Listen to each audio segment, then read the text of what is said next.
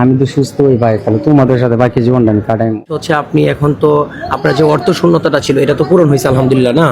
হ্যাঁ। এখন আপনি বাইরের যে ট্রিটমেন্টের বিষয়টা এটা কিভাবে দেখতেছেন, কখন কি যাবেন, আপনার ডাক্তার কি বলছে এখন? এটা আমাকে বৃহস্পতিবারে ফাইনাল রেজাল্টটা জানাবে।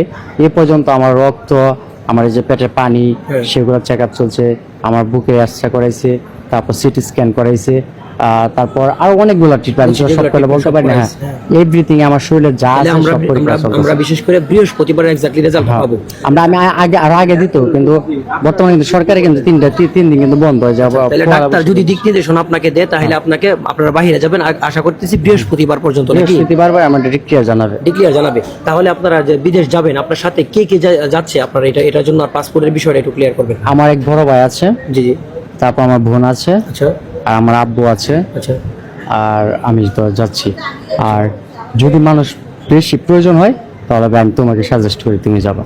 আচ্ছা, দেখা যায় যে আমি চেষ্টা করবো ইনশাল্লাহ। আর আমি আমার জায়গা থেকে বলি, তুমি যখন ডাকবা ভাই, রাত আর নিশি না, ইনশাল্লাহ আমি তোমার কাছে আসবো। আর যদি বিদেশ যাওয়া লাগে তোমার সাথে আমি আমার ভাই যাইতে আফসোস প্রস্তুত। ভাই, আমি তো সুস্থ হই ভাই, তাহলে তোমাদের সাথে বাকি জীবনটা আমি কাটাই।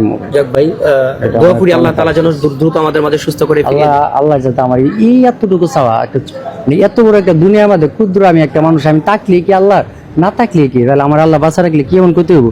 কিন্তু আমার আল্লাহ বাঁচা রাখলে হয়তো আমার মনে কিছু আশা আছে, আমি সেই আশাটা পূরণ করতে পারবো। আমি টাকা পয়সা চাই না, আমি সে মানুষের ভালোবাসা।